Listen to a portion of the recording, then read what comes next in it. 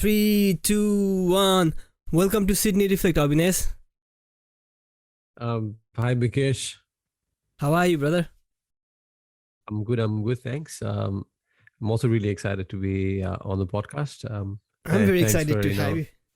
I'm very thanks for excited to having have you me. here. So let's just It'll- start with your introduction in that case. So introduce us. Who are you and what are you doing these days? so see, I'm Abhinesh. Uh, People also call me AK. For those people who find it hard to call me Abhinesh, AK Mm-hmm. is I'm also known as AK.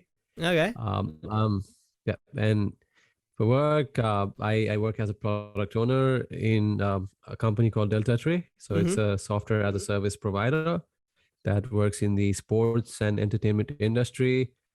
Our clients are also behind, the World Cup, Champions League.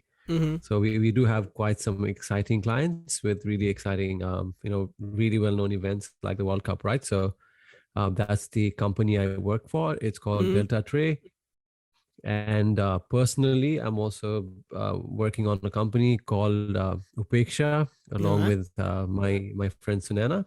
Mm-hmm. So we are building this life coaching business on the side with the aim of this creating a happier, healthier society where Mm-hmm. talking about spirituality, talking about anything on your mind that helps you become a happier person, a person more in peace than happiness. Because I guess Mm-hmm. happiness is probably not the best It's word. subjective. Maybe It depends upon the person. yeah, so being at peace and being spiritually and mentally in a good place. Mm-hmm. That's our aim. Just making a world where people have a lot of peace in terms of how they feel. So that's the aim we have with the company. Mm-hmm. So we're also working on that on the side as well. So it's been quite a lot of things going on at the same time. That's nice to know, bro. That's nice to know. We'll talk more about that later on. But let's start with your international student journey here in Australia. Like, we love to hear about what students' experiences they have had being an international student here in Australia, and some of the things that you have learned, or some of the things that you'd like to share with anyone else. Let's hear that. So my journey, I came to Australia in 2014. Mm-hmm. I think it was right after my birthday. So I just wanted to celebrate my birthday before I came to Australia because I knew Mm-hmm. life here when I was studying was going to be super hard. And it did turn out to be quite tough in the first few years because I had to study, I had to work.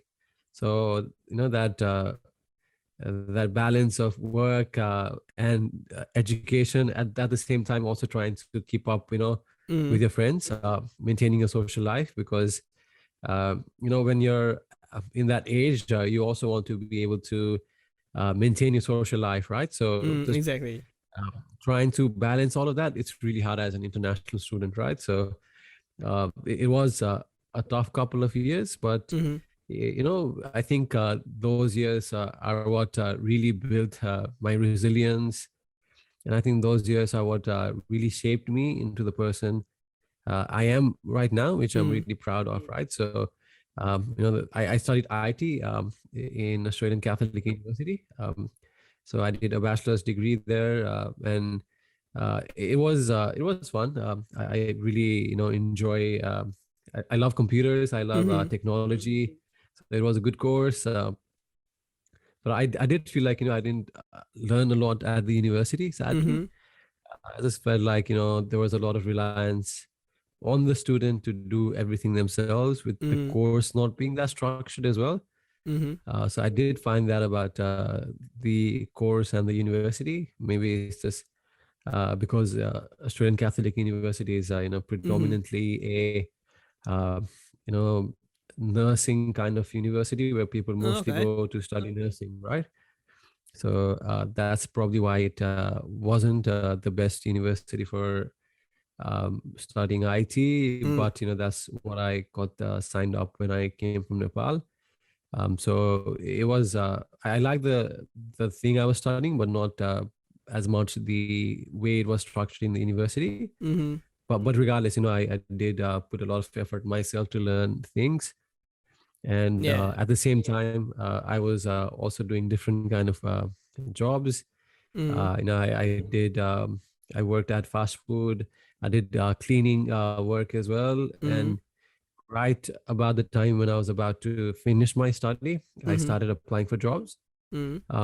because I knew I didn't want to be, working in the fast food industry, right? Like, I'm not thinking of fast food industry as something Mm. no one should be working on. I just felt for me it's not something I preferred. Mm. So as soon as I was about to finish my studies, I knew I had to apply for jobs that I actually, wanted to do in terms of the studies I had finished, right? So I wanted Mm. to find a technology job, and I applied for quite a lot of jobs. I think I at one point I was, I had no jobs, and all I was Mm. doing from the morning till the evening was, applying for jobs, right? And I think Mm. I probably had 15 to 20 interviews.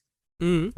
I went to quite a few places, and I went through quite some rounds with a lot of the companies as well. And Mm. I think I realized that it's really hard to get your first job, right? Because Yeah. uh, everyone wants you to have experience, but no one wants to give you a job and help you get that experience, right? So Yeah, that's the kind of it loophole we are was always trapped in. it's kind of funny. So that was really annoying, and I guess it was also something that you know was really hard for me at that point in time to process. Mm-hmm. But How long I was kept it on before trying. you got like your IT job? So it took me maybe 2.5, 3 months.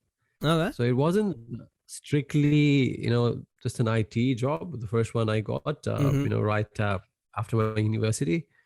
So the first job I got after my university, it was, I worked for a pharmacy Mm-hmm. to help them, manage their online store. So Mm-hmm. I worked as a e-commerce coordinator. So, Okay. managing their website, managing their eBay store as well, managing everything related to Mm-hmm. their online store. That was predominantly what I did, and it was a good change because it was a lot of responsibility for me, and Mm-hmm. there was an element of using everything I had studied as well. Mm-hmm. I also helped these guys create a website on Shopify as well. So Mm-hmm. that was also a really proud moment for me. Just setting up an online store, even though they had another store which wasn't very intuitive, but apparently they had paid a lot of money for that, right? Mm-hmm. But I thought it wasn't the best website, and it wasn't really easy to maintain, and none of the people who worked there really knew how to Mm-hmm. operate that site. So I just talked to the owner, and I'm like, oh, maybe I know how to build websites on Shopify, so maybe I'll just give it a try. Mm-hmm. You let me know how you think about this. And then I started making that website, and slowly I started showing him what it was looking like, the owner, and he quite liked how it looked. And at the end, we started using that website over the website they previously had. So that was a big win for me. And also, when I stepped in, right, their eBay store, it was Mm-hmm. actually losing money. So what these people didn't realize was eBay charges 10 to 12% fees on everything they sell, right? Mm-hmm. So what they were doing was they were selling things barely just at the cost price, right? Mm-hmm. Because they didn't factor in the eBay prices, eBay commissions. So once they started calculating the income and the outflows, they started understanding that they were in like 20% loss Mm-hmm. over the last 3 months. And what happened after that was we started jacking the prices up, and we lost quite a lot of sales, right? Mm. And a lot of people left. So I also worked with the owner to again get the revenues up. And I think I remember there was a couple of months before I left where the revenue was up by 300% Mm. on a monthly basis. So being able to help the company through that, I think that gave me a lot of confidence That was a to proud then moment. it was a proud moment, yes. And Yeah. I think it instilled a lot of confidence in me as well, Mm-hmm. about my professional expertise, about the things I could do. I think it made me Mm. believe in myself. So that was a really good experience. So was this like while you were studying your course, or is it after your studies? It was just after I finished my studies. Finish your studies. Okay. Cool. So looking back at these, like what, 5 6 years now, or seven actually. You came in 14, right? Yes. So almost 6 7 years now. What is something that you have learned so far, or what is something that had changed in you compared to what it was before? I'd say there's a lot of things that have changed, Mm-hmm. but one thing that probably stands out the most is the fact that I wasn't very you know social. I didn't really like talking to people a lot. Mm. Before I came to Australia, probably because I didn't have to make a lot of connections. But once I come to Australia, once I've spent a couple of years here, I quickly realized that Mm-hmm. I have to start making connections. I have to start talking to people because I have to be able to trust people, right? And the only way to build trust is to communicate with people and Mm. build relationships, right? So I think I've gotten a lot better at building relationships, and this I've probably become a lot more social than I ever was. So that's probably the biggest change, in a positive way as well. Mm. Yeah, you find it much more effective, or it's essential kind of, like being here, networking, knowing more people, because it's different out here compared to what we used to have back home, where either if we have a degree or if we had like proper, we knew people. That was one of the things, because we were born there, our parents were born there, so we knew people. So somehow out there it was kind of much easier in a sense to find jobs or to know about things without even knowing people. But when you come to a place like Australia, I think networking is very very essential. That's also something that I've learned after coming here only, like how much you need people, because that's how you grow, that's how you know about a lot of things. If you are around the right kinds of people, then that helps you with your career or with your business. Absolutely. I think exactly like you said, right? I think the fact that I knew people back home, I had my family, I didn't really need to socialize as much. Mm. But starting off in Australia, I didn't really know a lot of people. I had a few relatives. I didn't really have any friends. Mm. So I had to push myself to get to know more people, right? Because you can't really survive on your own without any social interaction, right? Yeah. Because human beings, we are all social animals, right? So we have to build connections, and especially in a completely new country, we have to go out of our way and get Mm. to know more people, right? So absolutely, man, I couldn't agree more with you. Yeah. What else do you have, like in terms of your mindset or in terms of your lifestyle? Do you have any like changes now? In terms of my mindset, I'd say I didn't really like talking in public before. I had a big Mm. phobia of speaking in public. In fact, it was one of my biggest fears, right? Mm-hmm. Talking in front of people.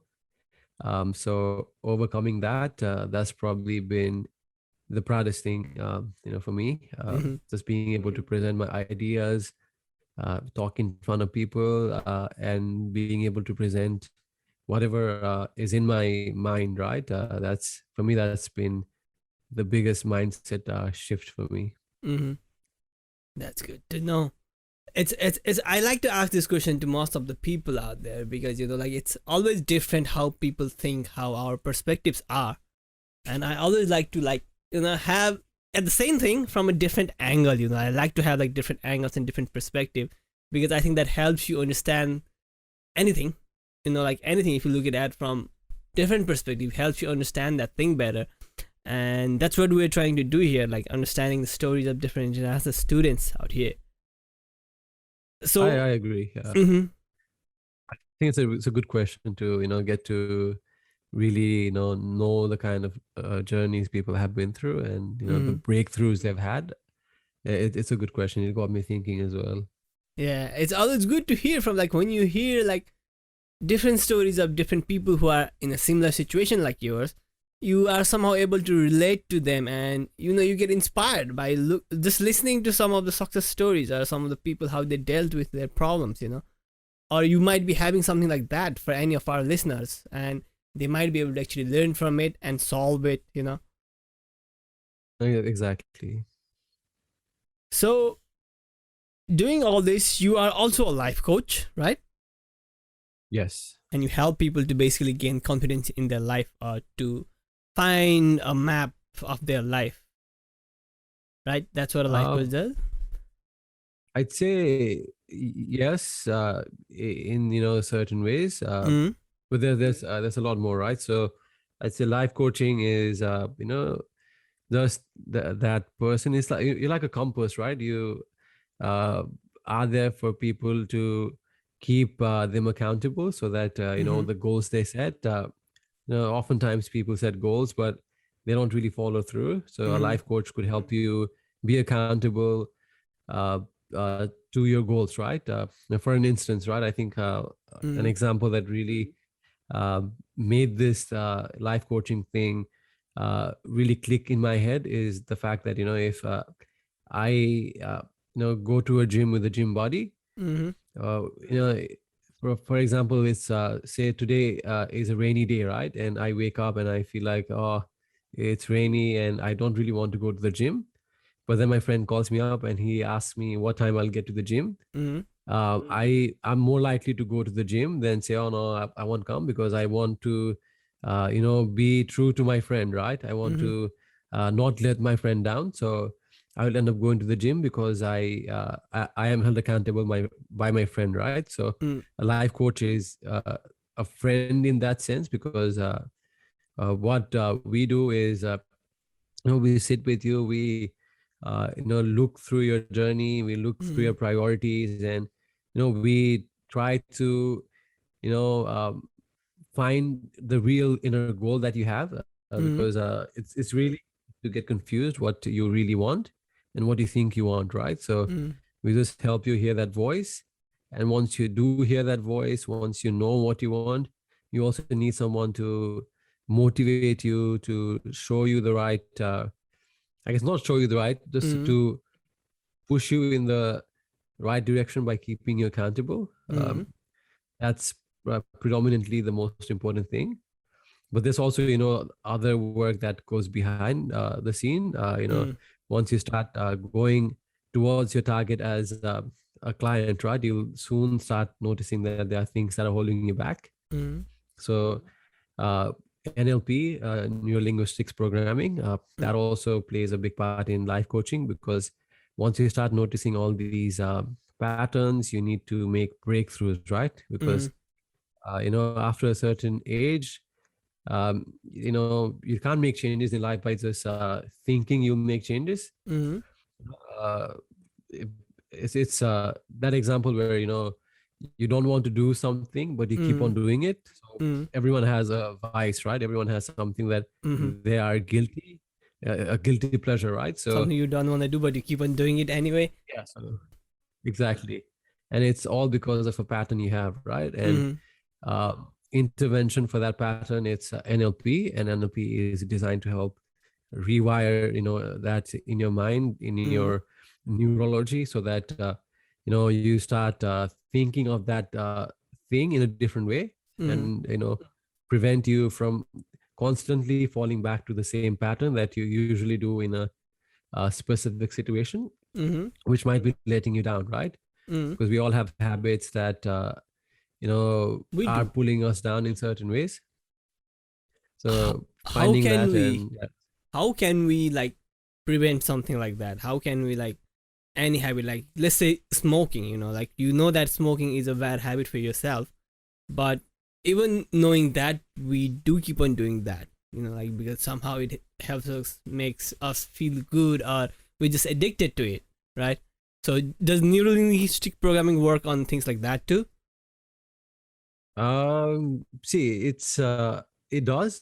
In fact, I had a client Mm-hmm. who was smoking, I think, a packet of cigarette every 2 days. Mm-hmm. So we started, setting goals to reduce that. So eventually he came down to, I think, a packet every 2 week, right? Okay. But yeah, but there are people who quit, and there's no one answer that fits everyone, because Mm-hmm. everyone has a different reason for smoking, right? Mm-hmm. Everyone has a different neuro-linguistic pathway that has been designed in their neurology for that addiction, right? So you have to work with someone who can help you. So an NLP practitioner, a life coach, I think that's where you'd probably need a person like that, Mm-hmm. because sometimes people don't even know. I say, in fact, most of the times people don't really know Mm-hmm. what the true reason for their addiction is, right? Mm-hmm. People think they know, but they don't really know. So that's what comes up a lot when we start doing NLP work, right? You Mm-hmm. start getting these really surprising, ideas, knowledge about the things that you always did, but you didn't Mm-hmm. really know why you did it, right? Mm-hmm. So I've had those aha moments quite a lot with my clients. Mm-hmm. They go like, "Oh wow, I never thought this is the reason I did this particular thing." Mm-hmm. So I'd say, life coaching, NLP. I can't give you an exact technique because Mm-hmm. everyone is different, right? But getting someone to help you with that is probably a good point to start. So what do you actually do? Like let's say, okay, you have this habit, you have figured out that you have this pattern, right? So what do you do so that you could actually change that? So do you actually just work on their patterns, or do you make them do things to change their habit, or how does it work? There's quite a lot of techniques, and Mm, everyone is different, right? So there's different things like timeline therapy, mm, where you trace the timeline of that person's past and then try to find out at what point they started, picking up that habit. mm-hmm, And then you really go deep into that time, and then you figure out, what really was causing that addiction, and then you take it from there and then try to rewire that. There's mm-hmm, another technique also called the switch pattern. mm-hmm. That's probably not going to work for smoking. Smoking is probably more deep rooted, right? So something like Okay. timeline therapy would probably be what we'd be using for smoking. Mm-hmm, But there are so many more techniques, so many more ways that we can address the addiction with. And mm-hmm, it's really dependent on the person, because what technique works for me, it might mm-hmm, not work for you, right? Because with NLP, there are four different ways where people learn, right? How mm-hmm, people learn. So there are people who are very visual. They learn by seeing things. mm-hmm, So you probably need to do more, visual techniques with them. mm-hmm, There are people who feel, kinesthetic people. So for them, you want to make sure that, whatever technique you're using, they are really feeling everything you're doing, right? mm-hmm, So you can drive changes with them by becoming, more, by probably adopting more of a, kinesthetic method. mm-hmm, And there are people who are very audio dominated in learning, right? They learn by listening. So mm-hmm, for them, you probably would want to use a technique that is predominantly focused on that. mm-hmm. And some people learn by doing, right? So yeah, it's really broad. Like Depends NLP is upon the person. such a broad, yeah, Mm. Do it's a you broad have like concept. any examples that you know of where which kind of explains the neuro-linguistic programming of a particular problem? Do you have anything like that? See, off the top of my head, one breakthrough I had with one of my clients that really jumps to my mind is, Mm-hmm. I had a client who, really struggled with saying no. So Mm-hmm.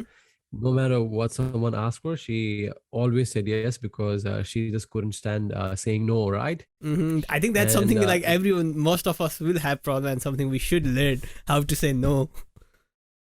yes, and this client had it really had a detrimental effect, right? She Mm, wasn't happy that she was saying yes, but she constantly said yes. She was constantly putting herself, last, right? She was mm, always worried about what other people would feel, what they would think, but she was never thinking about herself. And mm-hmm. see, it's fine to a certain extent, but once it starts making you, frustrated and angry, that's where you need an intervention, right? So Mm-hmm. my client, one of these sessions we start talking about her goals, and then we start looking at why she didn't achieve her goals, right? Mm-hmm. And then she's like, oh, I couldn't achieve these goals because I had to do this because this person asked me to do this. Mm-hmm. And she's like, I didn't even want to do it.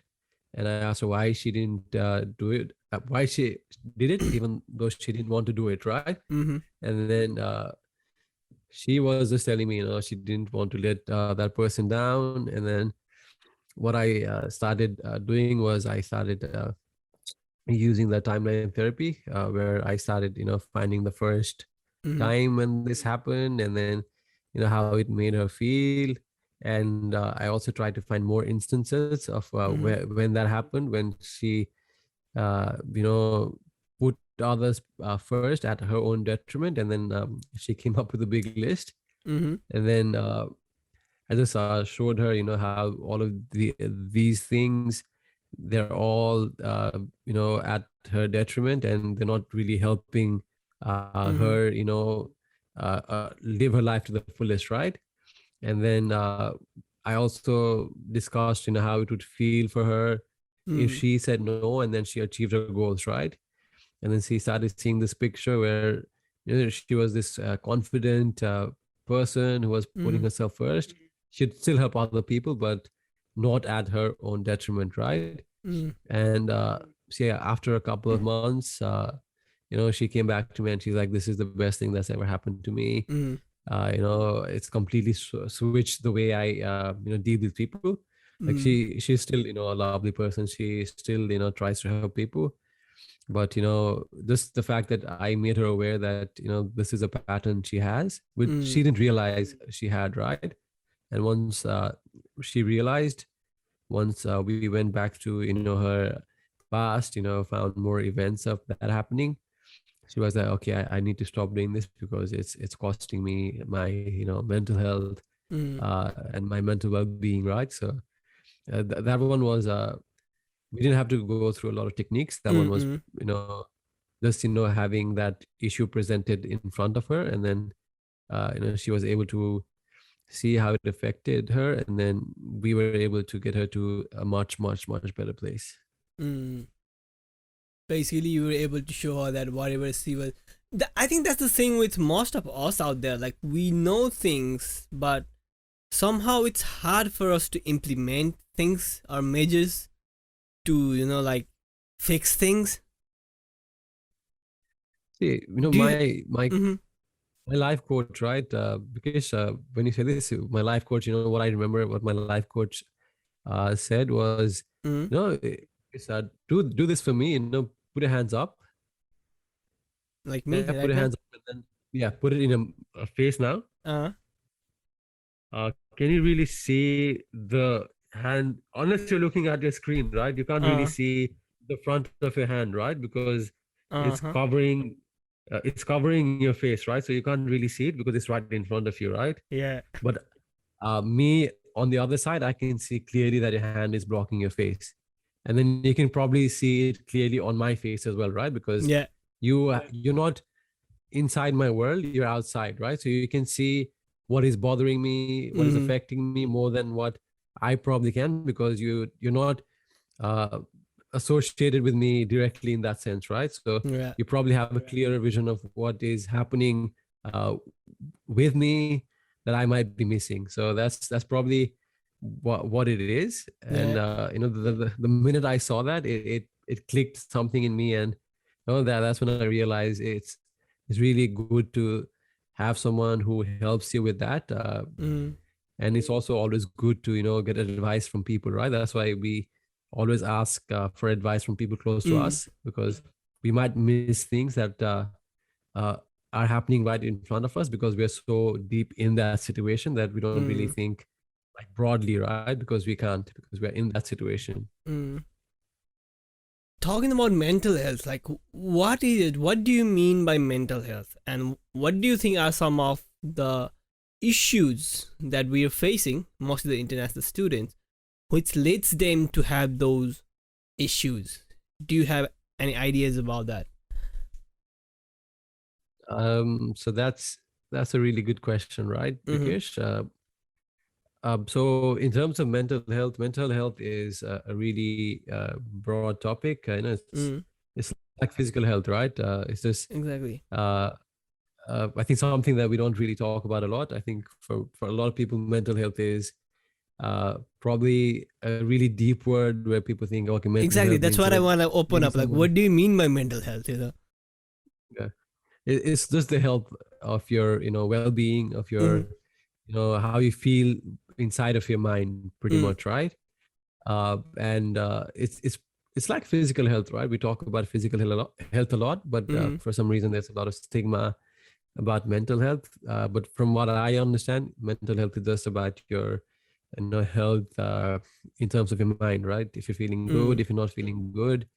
I guess the only challenge with mental health is it's hard to see someone struggling, because mm-hmm. if someone has a broken leg, their physical health is bad, right? Exactly. But how do you know who someone's struggling mentally, right? So that's probably Yeah. a big challenge. uh, but yeah, I think mental health is this the state of your mind and how you My, feel inside of your head, pretty much. and what do And you mean by mental health issues now? mental health issues would be anything that's affecting the state of your mental health, right? So anything Mm-hmm. that's probably bothering your spirituality, your mind, anything that makes you not feel good, Mm, anything that makes you anxious, gives you stress, and for some people, when it gets really bad, anything that might get you depressed, it could mm, be a wide range of those things, right? So it could be a lot of things for different people. What might be a mental health issue for me, what mm, might be bothering me might not bother someone else. mm, So I think that's where physical health and mental health gets really separated, because physical health issues, they're probably really similar for a lot of people, mm. which is why it is a lot easier to understand. But mental health issues, I think that the best example is, we think rich people, they should not have issues because they have all the money in the world, Mm, right? mm. They have everything we think they want. But often it's rich people who have the most mental health issues, right? Mm. Because people put them under the pressure that they shouldn't be talking about mental health issues because they have everything. They So have bigger problems. yeah. So I think mental health issue is really tricky to explain, because Mm. it's really subjective. Yes, it's basically we can say this maybe like it's basically it could be anything, but something that's affecting your mental health, something that's making you feel abnormal or feel bad or feel upset or feel sad for a longer period of time. Yes, anything that affects your mental health, Hmm. I guess that would be a mental health issue. And when we come to our cohort, what do you think are some of the main issues that might be causing us to have a bad mental health? I'd say the biggest one I see is probably just homesickness, Mm-hmm. being away from your family, being away from the friends that you built through your lifetime, and then having to give up on all of that Mm-hmm. and move to a new country, you miss out on all of those things, right? And you know, I think right now, because of COVID, Mm-hmm. none of us have been able to go back home for an extended time, right? So Mm-hmm.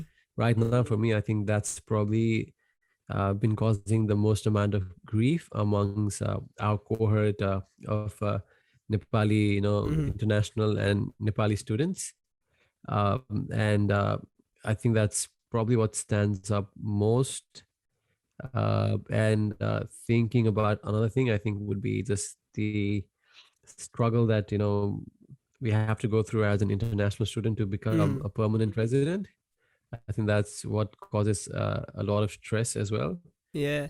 uh, because you have to move to a different place, a different state, where you probably don't know a lot of people. You have to Mm-hmm. resettle. It's like coming to Australia for the first time, pretty much, right? You're going to Mm-hmm. a new place for the first time and then building everything from the scratch.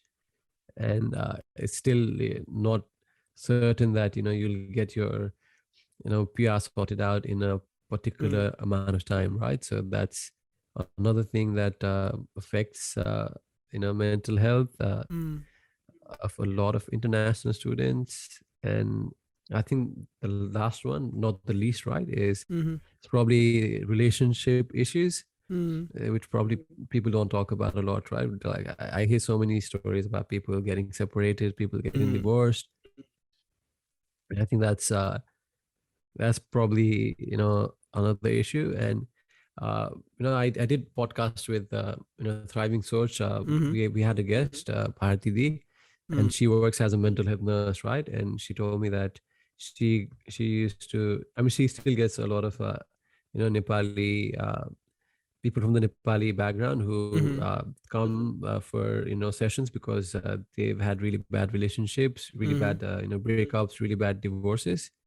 And she even said, relationships are probably the number one cause of depression in Mm-hmm. the Nepali community right now. So Okay. probably relationships, yeah. So that's Yeah, that's all of probably those the points, man. I can relate to them in one way or the other. One of the things which causes depression or which makes you feel like you're feeling depressed is when you're isolated out here, like you're living on your own and you don't talk much to any person or people, especially with its COVID times too, because I used to go through that a lot when we had like 2 weeks of break, somehow instead of enjoying it, I started feeling like isolated or I started feeling lonely, antisocial, and that causes a lot of, like feelings where it starts to get one after another and you start feeling upset about small things. You start getting irritated or agitated. That happens. And as you say, relationships is a big thing. Like I wouldn't say it's a culture, but I can see a lot of people who get married just to come here. You know, there are lots of even other cases whose relationship changes completely after coming here. And I guess for those people, to be blunt and honest, like they were never meant to be together. It was. I think for me myself, marriage is something that should be done with proper understanding when you are matured enough and when you understand yourself first, I guess, before you start and go out and share it with someone else. But people are getting married after like they clear their high school just to come here. There are lots of cases like that, and I think those kinds of cases are mostly the ones like you just explained about, where they get divorced. The relationship goes bad, and at that age, there's already a lot of pressure out here with study and work. That's just like another thing to add to the reasons that might cause mental health problems. exactly. I completely agree. I think people do get married just for the visa purpose. Mm-hmm. And people have different reasons for that, right? So Mm. I don't know what it is, but I think, like you said, a lot of people do end up getting bad breakups, bad divorces, because Mm-hmm. that's the kind of setup they had before they come here. And other people as well. Some people, you see, it works for some people, when they get married at 18. But I think Mm-hmm. for most people, I think it's too early to marry because you're still learning a lot about yourself, right? Exactly. I feel like I feel like I was a different person when I was 18 to when I am now. I I think there's am been too, man. so much, exactly. There's so much change that I have had in my mind, in my, way of seeing the world. It's completely different from how I saw the world when I was 18, right? So I completely agree that there's probably a certain age which wouldn't work. 18 is probably a certain age which wouldn't work for most people in terms of marriage. I think that's in my perspective too soon, just like you said. Yeah, it's my too, man. Like it's what I think too. Like when you get marriage, I don't know. It's just me again. I'm not against marriage or anything. I'm just saying that maybe you should know yourself better. Like 18 years of age, you're just a child. You just got out of teen age, and you just don't even know how the real world works, I guess, especially when you come from a place like ours, where we have never worked or never worked and studied together for most of us.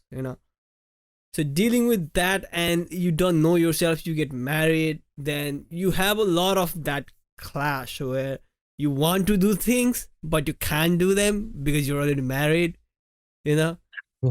And I think Yes. that's when, because I have seen a few cases like that. Like you come here, you get married, you come here and you see different options and opportunities, and you are not matured enough to make a decision that, okay, I'll just stick to this one. And it's hard because you're young and you have all those hormones and testosterone going out there, which is full of energy, and you want to do things. And once you get limited, it's about message with your mind. I think that's just my case. Again, it's not like everyone's No, case. I think 18. I completely agree. I think 18 is probably too soon for most people, right? There might be Mm, an odd case where it still works out, but I think for most people, you're still not sure about the things you want in life at mm, 18, right? 18 is a discovery phase because you're getting out in the world, you're becoming an adult, and you're becoming independent, right? mm, So everything that comes with that, dealing with that, and just understanding the way things work, I think that all takes a toll on you, right? So I think mm, it's probably best not to rush relationship when you're 18, especially getting married. That's probably a step too far at mm. 18, in my opinion as well. Also, I think it's just a wrong reason to get married, just to come here. People Absolutely. never, I don't think people never do like proper research regarding what is it like living here. They just see others going out and they just think that it's all, like green grass and blue skies. When you go there, it's going to be a great. I just was having this conversation with my mom this morning, like how even her friends and their children are coming to Australia, not because they have a proper goal or anything. It's just because that's the trend right now out there. Like everyone wants to go abroad. Yeah, I think it's not the best reason to get married, and Mm-hmm, it's most likely not going to end in a successful marriage, right? Because you're only getting married for mm-hmm. the visa, right? Well, I do also understand in some instances, people might be struggling financially. They want to Mm-hmm. split the cost. That's probably, That's the some reason. cases where, I yeah, think most of the cases are like that. Only it's for the financial reasons and everything. yeah, I do get, friends asking me why Nepalese, you guys get married so quick. And I can never explain why, because I don't know what to say. Um, but it is, for some people, I think it's the only option. In that Mm, case, I guess you have to say, okay, yeah, it's fair enough. But if mm, you have the option to be able to come by yourself, I think that's probably a lot better, because you're not getting married for the wrong reason, like mm, you just said before as well, right? If you can afford to come on your own, it's probably going to be more freedom for you, because you're your own person, you're doing your own thing, right? exactly. Whereas once you come married, like, yeah, you'd probably be responsible for another person as well, Exactly. and you'd have to not only think about yourself, you'd have to also think about that person at the age of 18, which is probably an age where most of us, we are probably only thinking about ourselves, right? Not about Mm, other people. We don't know shit, man. I think looking back at 18, 19, I didn't know shit, man. Like anything except then for like going to uni or going to college, coming back home and those friend circle. I don't think you know anything more than that during that age. But yeah, and another thing, as you were talking about visa and visa PR condition, it is a stressor for most of us. You know, like it's like a thing we have to do, and we're so, because I have been through that where I was so much stressed thinking about PR and what's gonna happen that I used to have anxiety attacks during work. So it is another thing that it is an essential thing. Like we can't just ignore it, because without PR we won't be able to do anything. But I think we need to also realize that that's not everything. And if we don't get that, that's not the end of life or end of everything. You know, there are other things in life to look after, or, you know, give your time to, rather than worrying about if you're gonna get the PR or not. What's your take on that? I agree. I think, sometimes these things aren't under your control, right? You might think you've done everything that you were meant to do in order to get your permanent residency, but it might still not work out, right? And Exactly. if all you were trying to do was get your PR, you don't even have a PR, and you haven't even done what you like doing, right? What's So the in use? that sense, you're losing everything. But at least, if you do something you like, Mm. you're like, oh yeah, I didn't get my PR, but I still, I still do something I love, and I'm happy because of that. So Exactly, bro. it's probably, better to do what you like doing, and think about the PR as a byproduct, pretty much, right? If you're good at Exactly. something, you'll probably, get your PR, unless, the job is not, the skill is not in the occupation list. Mm. That might, but still, I think PR, you never know what might happen in When the rules the might next change, when the year, conditions right? might change. Yeah, you never know. So it's not under your control. So I think it's probably better to think about what you want, Mm. and probably try to find out ways that might fit into the PR if you can. But if you can't, then I think it's probably worth just, following your passions, right? Following your Mm. heart, because I don't think anyone's been sad by following what they actually believed in. Mm. But I know, people who just changed the PR and not, had the results that they wanted, and it's a very toxic situation, right? It gets in your head, and it really drags you down. Mm. So it's yeah, I prefer, if people think more about what really makes them happy than a PR or something. Mm-hmm. Yeah. PR is just a part of life. Like, do whatever you have to do. If there are certain exams that needs to be given, if there are certain scores you need to have it, and just let it be. You know, you can't just keep on stressing about it all the time. Another thing that comes with all of this is the time management. I think we lack that skill of time managing, because at the end of the day, it all comes about managing your time, right? Because all of us has the same amount of time, but some people could do great things with the same time, whereas most of us just sit there complaining about things, whining about things instead of doing things. You know, what's your take on Exactly. time management? How do you manage your time? What are some of the things that you have learned about time management? Time management, it's I think it's all about balancing, what you want to achieve in life, Mm. while also making sure that, you also look after your physical and mental health, right? So it's tricky, because, if you're working, studying at the same time, it's probably a lot harder. I used to remember back in my university, I had Mm.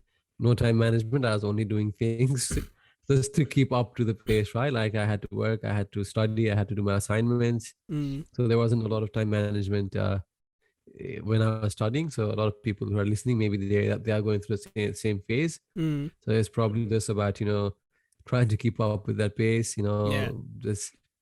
Uh, there's probably not a lot I can you know tell in that regards. But for, people who are probably doing this, mostly work, Mm.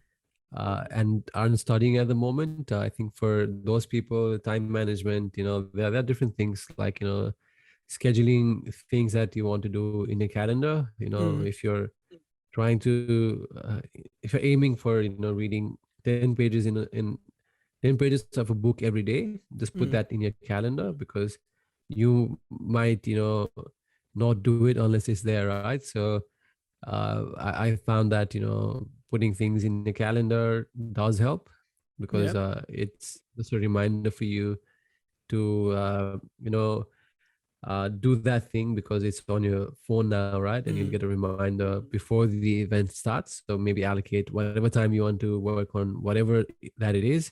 Maybe you're working on a side hustle, maybe you're working on a YouTube channel, whatever it is, allocate some time within a day and then put it on your calendar. So that's one thing that I found really helpful. And the second thing, I'd say, having a friend, having a friend that keeps you accountable. That is, I think, also a really crucial thing, That is because helpful. that is super helpful, because you are more likely to follow through with things if there's a friend who's also doing something together with you, because you're now held accountable, because you don't want to look like the person who's not doing anything, right? Because we all have that part in us who doesn't want to do anything, right? We just want to sit there, be lazy. But There are people like when that there's, too, bro. Group assignments. There are people like that too. I mean, see, I think there's that part in everyone, right? I think I think people have both, that energetic self and a really lazy self, right?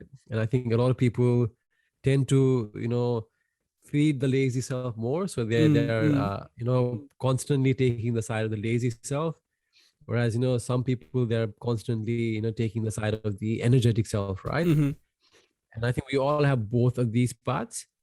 And I think finding good circle of people, I think that can be really helpful for you to tap into your energetic self. And if you've got a really bad circle of friends, you might start feeding your lazy self more, and you might become less productive, because all you want to do is relax, hang out with these people and chill, because you want to fit in, right? So I think it's important to know which part you want to feed, what is going to help you achieve your goals long term, right? Is it the lazy self, or is it the energetic self? So I think you I have don't to think. make a choice there. Yeah, I don't think we like sit down and make that plan. Like this is what I want to do, so this is to be done. We just go along with the flow. Like again, the Yeah, I think main. that's a problem, right? If you're always going with the flow, you're not going anywhere, right? Imagine a boat in a river. If you're just going with the flow, do you reach your destination? You Ocean don't, right? somewhere Yeah. in the So ocean. maybe maybe this example makes more sense to more people. So imagine opening up a Google Map app on your phone and asking it to take you anywhere, because you're going with the flow. Like, you're not going to reach anywhere, right? Yeah. You still need goals. You still need a destination that you want to reach. So I think that's where you need to also put your thoughts into what you really want to achieve. Otherwise, you're not going to get inspired. You're not going to feel motivated, right? Because we only get motivated if the goals that we have are inspiring and motivating, right? So I think, see, anyone who's not doing goal setting or doesn't have a 7-year vision, I highly recommend, Having creating that. that 7-year vision. Yeah, when it comes to time management, I've also been that's something that I've learned after coming here, like prioritizing things. First of all, like writing down what are the things you want to do and what are the things you need to do. And after that, prioritizing things and, as you said, scheduling them throughout the week or throughout the month. Okay, I'll give this much of time this day here and this much of time this day here. And that's how you go on, like depending on what is important. Maybe there's something that you need to do today. There may be something that you could do like after a week. So looking at your calendar and putting them in wherever you can fix them, that is something that I've learned about the time management itself. And with the time management thing, the other thing is that it doesn't matter how much you manage, it's always uncertain. It's like if you don't do anything, it's like 100% uncertain, but if you do something, it decreases that uncertainty. But somehow everything is uncertain out here, like you don't know what's going to happen in 2 years of time, you don't know what's going to happen in 1 years of time. It's just that you set a goal and go after that, so that even if you don't reach there with 100% accuracy, at least you reach there with even 50%. Even if you reach there by like 50% accuracy, I think that's better than not having a goal and just going blindfolded. I agree. It's having a goal is a lot better than just going blindfolded, because you'll never know where you'll reach if you don't know the destination, right? So it's crucial, I'd say, to be achieving the life that you want.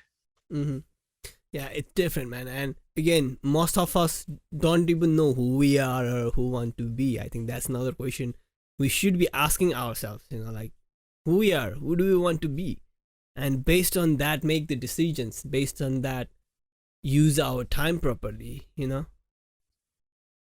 Exactly. And that's, see, when some people want to figure that out, but they're probably struggling, right? And I think for that reason as well, it's good to have a life coach if you find yourself in a situation where you want to do something but you don't know where to start, right? Because see, I probably just want to explain this to people who are listening, who are watching this. There's a difference between a life coach and a psychiatrist or a therapist, right?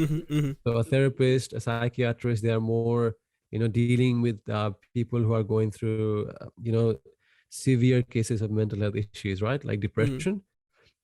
So life coaches aren't there to help you through depression, right? Life coaches are to help you achieve the best life that you can achieve. So they're just there when you're feeling okay, maybe not very content, but not depressed, right? That's mostly for a therapist or a confused state, medical practitioner. Yeah.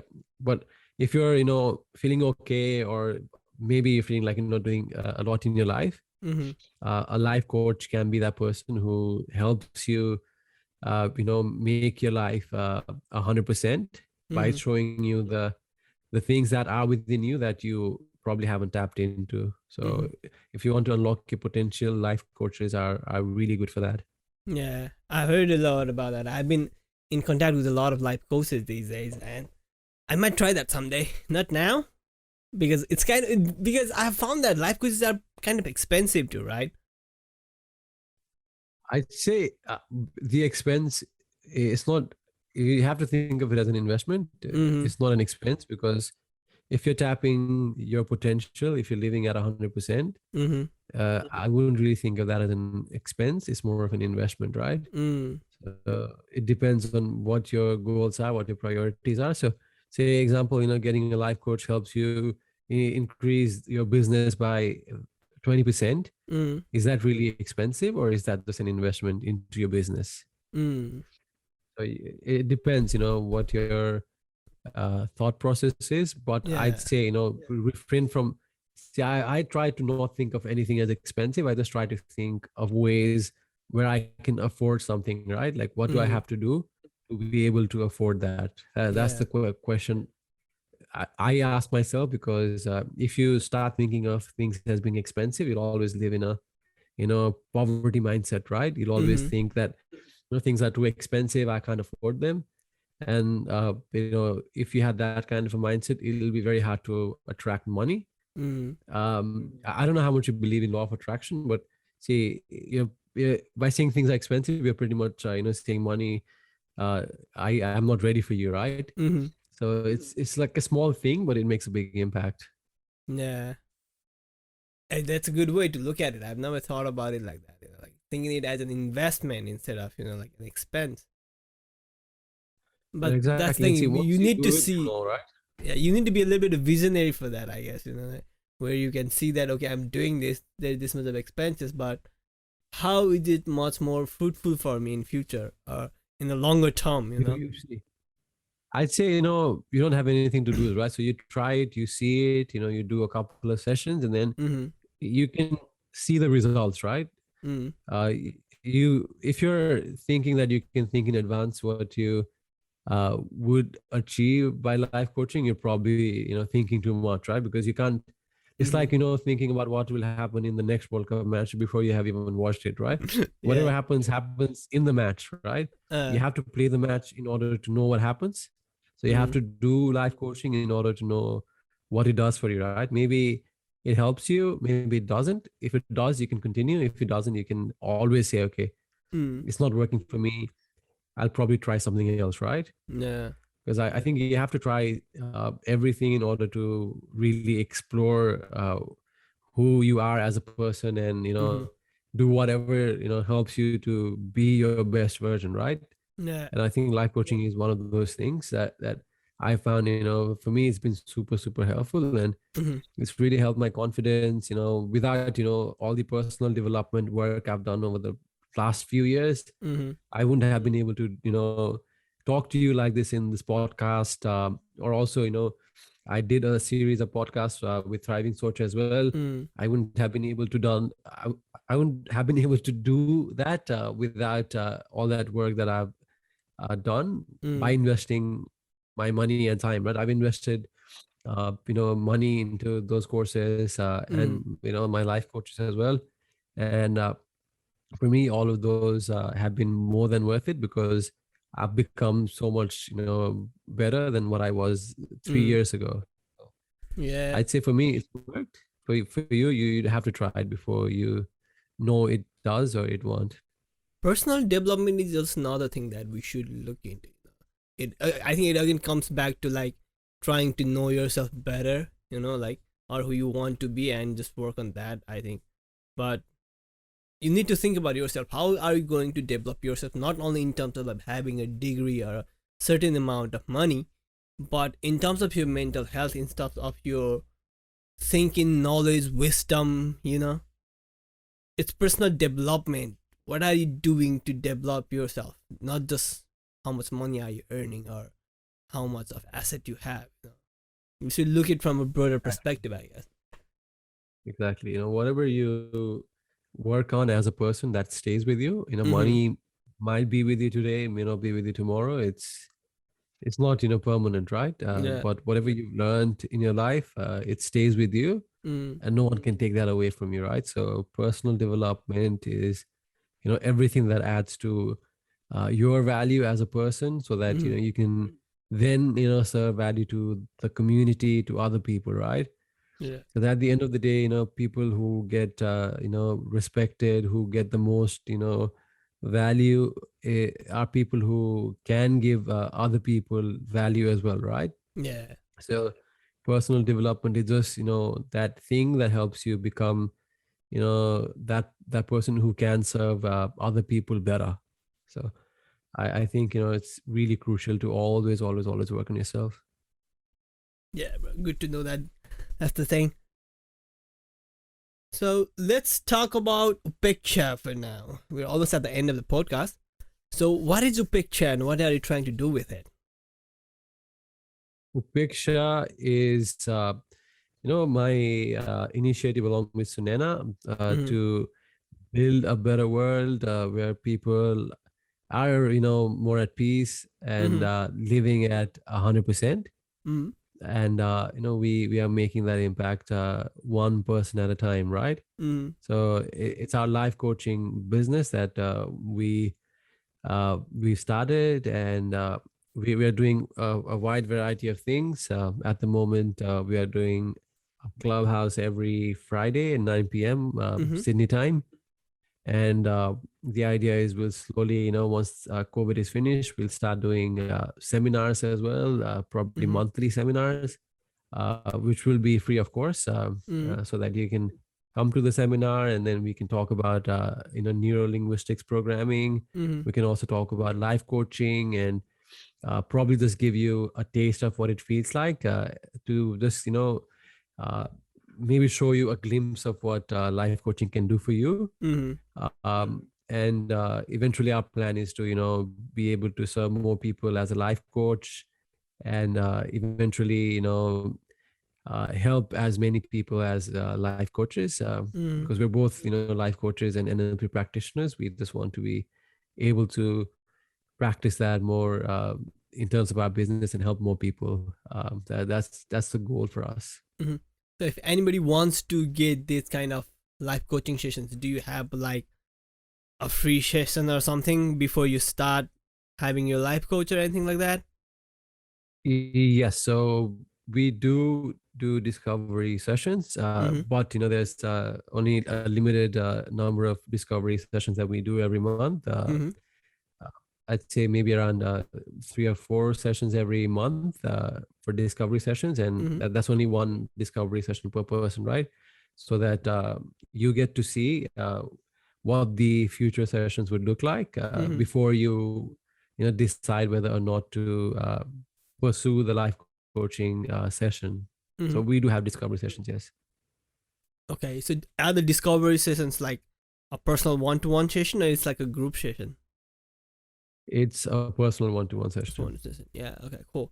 Yeah, I just wanted to let my listeners, if someone is interested, to know that you can actually go out and have a particular session where you would know more about that, and then you can decide like, would you like to do that or not? Right? Yes. Alrighty then, Abhinesh. That's all for me right now. I think we covered all that we wanted to talk about from my side. Is there anything else you would like to talk about here? No, I think you asked really good questions, Bikesh, and I think we probably talked about everything I thought we would be talking about. So nothing that jumps to my mind. Alrighty then. In that case, thank you very much, Abhinesh, for coming here, for giving us your time. Thanks for having me here, Bikesh. Alrighty then. See you soon. See ya. If you like this video, hit subscribe. You can listen to the full podcast in YouTube, Anchor, Apple Podcasts, and Spotify.